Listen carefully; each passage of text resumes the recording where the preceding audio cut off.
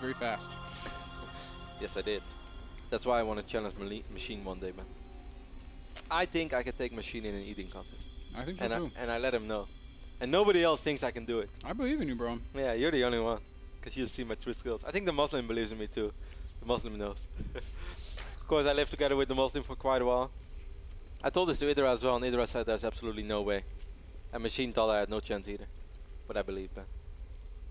Interesting stuff over here, man. We're going to see a 9 pool by TSL Ragnarok here on Antiga Shipyard. Now, how often do you see that?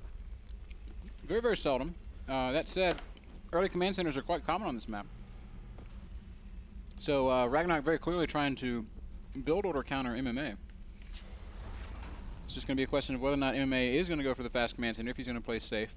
Or do you also think he maybe did it because he expected another 11-11 or maybe 12-13? No, I don't think. But it wouldn't be too bad if you can send out the links in the middle of the map and snipe the... I mean, if it's proxy, yeah, I suppose. But yeah. I don't really think that that's why he went for the 9 pool. Well, Ben, that's not going to be the case. We do see the racks going up on the top of this ramp. Yes, we do see the racks going up on the top of the ramp. As Kevin is enjoying that Pazuki, we can see that the spawning pool has finished up 6 lings on the way. Sorry, guys, that was not what I was enjoying. I still had some music in my ears, which I enjoy playing with music, man. Playing some ladder and listening to some music is pretty good. Casting while having music in my ear, not all that good. The drone will pop in here and scout that MMA has not gone for the fast command center. Sees that completed barracks, and what will that do to Ragnarok's plans? I really wonder about that as well. Only 11 drones on the map right now, Ben. If he makes absolutely nothing happen, obviously he's going to fall quite far behind economically. This is a standard no gas fast expand for MMA.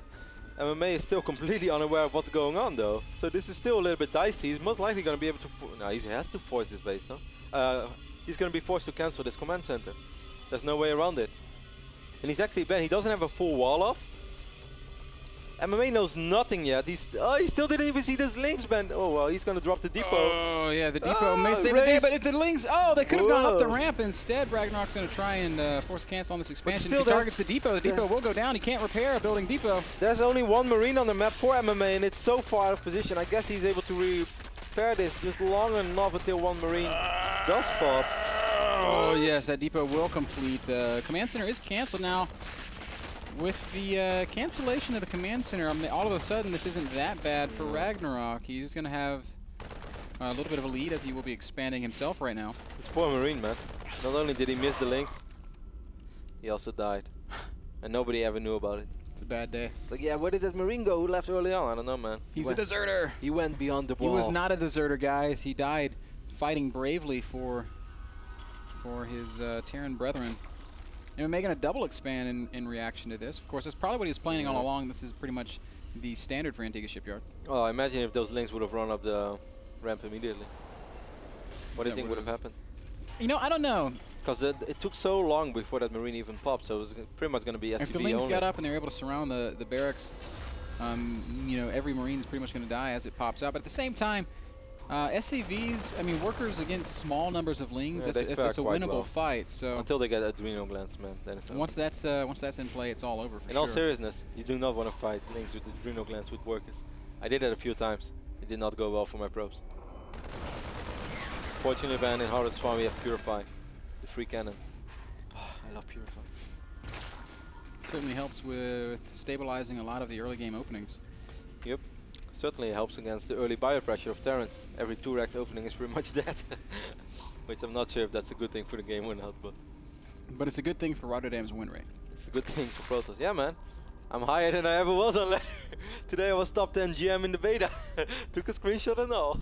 I don't know if that's good or bad or sad, but I enjoyed it, guys. It looks beautiful.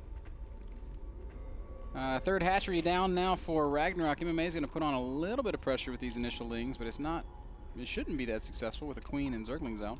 Yeah, there are 8 zerglings and there are a few queens out as well. And these Marines are just splitting up right now. Might be able to pick up this Overlord. He will pick up the Overlord, so I guess this sacrifice won't go up in vain. But these guys, Ben, they are behind enemy lines. They are deep behind enemy lines. Actually, they will kill all the lings. I don't really understand why Ragnarok just doesn't go up there with his queen and his lings. He's like, he can kill that. Oh, they're going to get away. Oh my god. Are you serious right now? Bad luck. Brian gets shut down. Wow, what a hero hit squad that was. A little bit misplayed though by Ragnarok, needless to say. The reactor is up though, the factory is up as well. We see 2 more Rexes going down for MMA. A couple more Lings are going to try to fight in the middle of the map. MMA on move command with these Marines. They're going to continue fighting bravely. One more Marine falls, but... 2 men live to tell the tale. Actually, Ben, he wants to drop the factory next to the reactor, but then MMA decided to change his mind. And now he's going to drop 2 more Rexes, so MMA not really going to go for the Hellions. Can be bothered. Rather just gets out as many Marines as quick as possible, and now he's going to drop the starport as well. He's going to use this reactor to put it on the starboard, so it's just going to be super quick stimmed fire for MMA. Of course, working off double engineering bay as well. Interesting. Very interesting. And in the meantime, we're just seeing the big macro play coming from Ragnarok. For the people just tuned in, this is an 8-man qualifier. Of course, there were more people before, but we are at the final 8. These games have been played roughly an hour ago. They are playing the semi-finals as we speak. We are, of course, completely unaware of the results. What we do know is that MVP Tales took out Complexity hard and that Ragnarok is leading 1-0 over MMA. Later today, we're going to see players like Bong Bong. Ba-boom boom. Ba-boom boom. I like to call him Bong Bong, man. We're going to see Dignitas Select, we're going to see Quantic the STC as well, so overall, man, and TSL Revival. So lots of Terrans and Zerg, and there is still 1 Protoss going strong, and that is MVP Tales. He's going to try to make it all the way. Got a big, tough road ahead of him, though. I think guys like Revival have to be considered favorites in this situation. I would love to see Select go far, of course. I would really love to see Select go far. But his road is perhaps the toughest of them all. Yeah, he's going to have to play against the SCC in the first round. Very tough. As we casted a lot of the SCC at the MLG Rally, and that was pleasant for us, not pleasant for the opponent of the SCC. He won most of his games. Finished top 4 of the event, or even top 3. Yeah, top 3, because he lost against Linok in that 6-6 series when he was ahead. And that was amazing.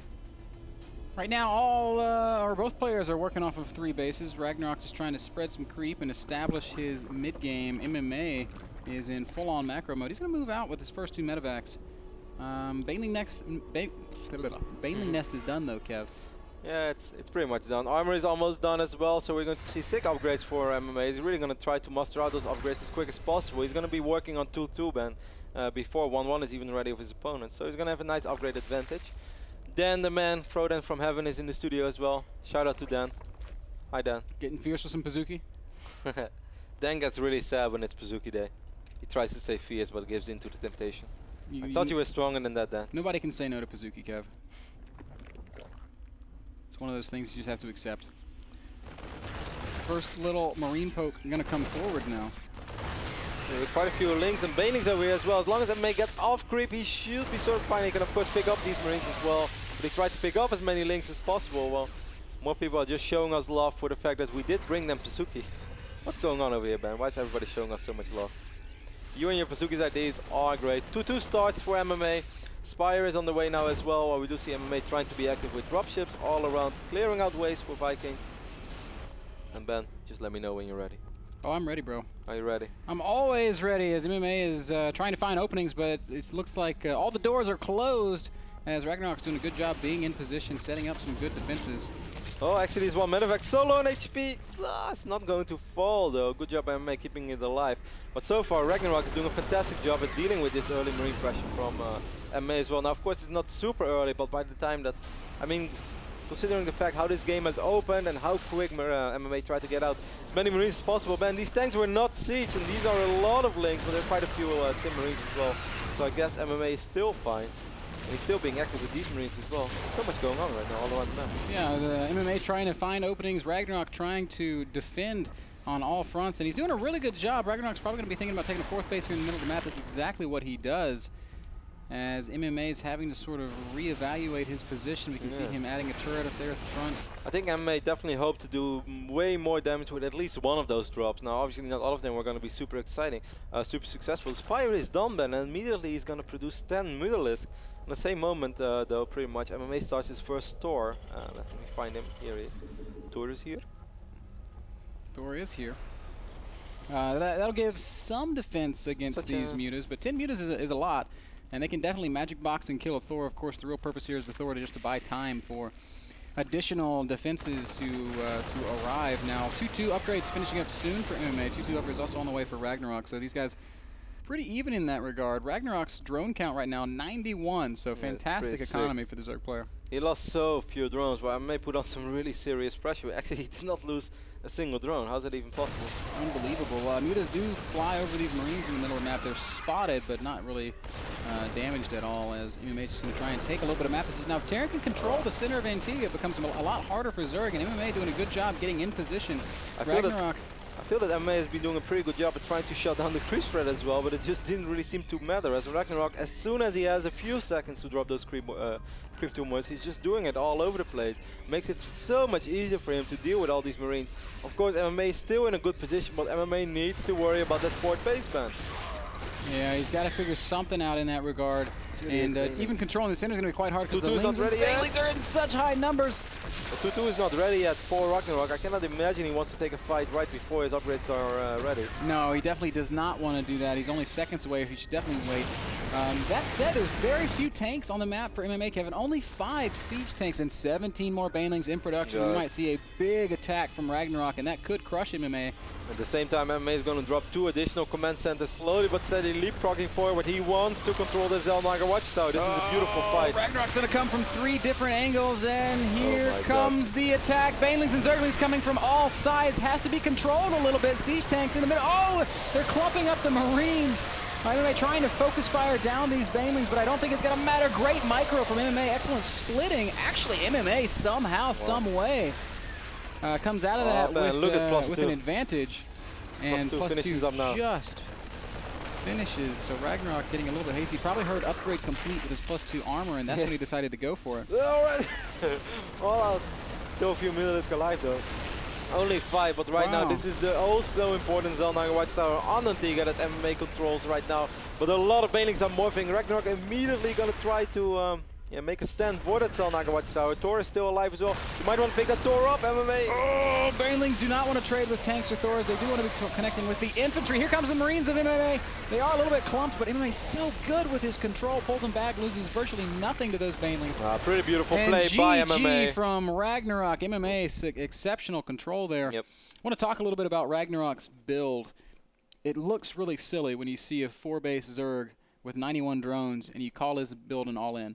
But that was an all-in attack with all the Lings and all the Banelings. He had to do substantial damage, and MMA controlled it in such a way that he did not take substantial damage. He actually won that fight, and that made Ragnarok's position really, really tough because you invest all that gas in Banelings. You don't have gas for higher tech. You don't have gas for anything else.